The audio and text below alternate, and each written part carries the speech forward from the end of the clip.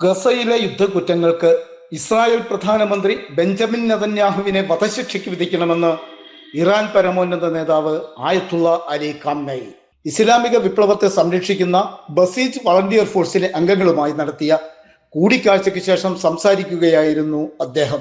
ഗസയിലെ യുദ്ധക്കുറ്റങ്ങൾക്ക് നെതന്യാഹുവിനെതിരെ അന്താരാഷ്ട്ര നീതിന്യായ കോടതി അറസ്റ്റ് വാറന്റ് പുറപ്പെടുവിച്ചാൽ മാത്രം പോരാ, അയാളെ വധശിക്ഷയ്ക്ക് വിധിക്കുകയാണ് വേണ്ടത്. ഗസയിലും ലബനാനിലും വീടുകൾ ബോംബിട്ട് തകർത്ത് വിജയം പ്രഖ്യാപിക്കുകയാണ് ഇസ്രായേൽ ചെയ്യുന്നത്. അതൊരു കുറ്റകൃത്യമാണ്. അതിന് ഉചിതമായ ശിക്ഷ നൽകുകയാണ് വേണ്ടത്, ഖാംനഈ പറഞ്ഞു.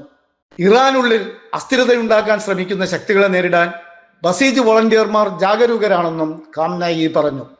ഇസ്രായേലും യുഎസും ഇറാനുള്ളിൽ നടത്തുന്ന പ്രചാരണങ്ങളെ ബസീജ് പ്രതിരോധിക്കുന്നു. ഇസ്രായേൽ കൊലപ്പെടുത്തിയ പല ഇറാനിയൻ ശാസ്ത്രജ്ഞരും ബസീജ് അംഗങ്ങളായിരുന്നു.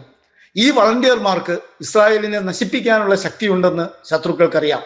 20% മാത്രം ശുദ്ധീകരിച്ച യുറേനിയം മെഡിക്കൽ ആവശ്യങ്ങൾക്ക് നൽകാമെന്ന് 15 വർഷം മുമ്പ് US വാഗ്ദാനം ചെയ്തിരുന്നതായും ഖാംനഈ ഇറാൻ ജനതയെ ഓർമ്മിപ്പിച്ചു.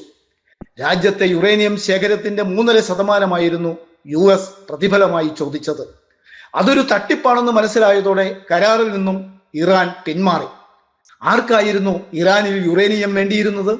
ബസീജ് വളണ്ടിയർ ഫോഴ്സിന് യുറേനിയം വേണമെന്നതിനാലാണ് കരാറിൽ നിന്ന് പിന്മാറിയത്. ഇപ്പോൾ യുറേനിയം എത്ര വേണമെങ്കിലും ശുദ്ധീകരിക്കാനുള്ള സാങ്കേതിക വിദ്യ ബസീജ് സ്വന്തമാക്കിയിരിക്കുന്നു, ഖാംനഈ പറഞ്ഞു.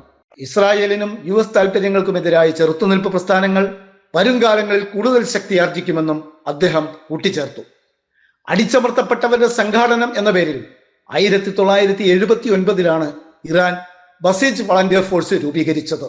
ഇതിലെ അംഗങ്ങൾ ബസീജ് എന്നാണ് അറിയപ്പെടുന്നത്. ഇന്റർനാഷണൽ ഡെസ്ക്, തേജസ് ന്യൂസ്.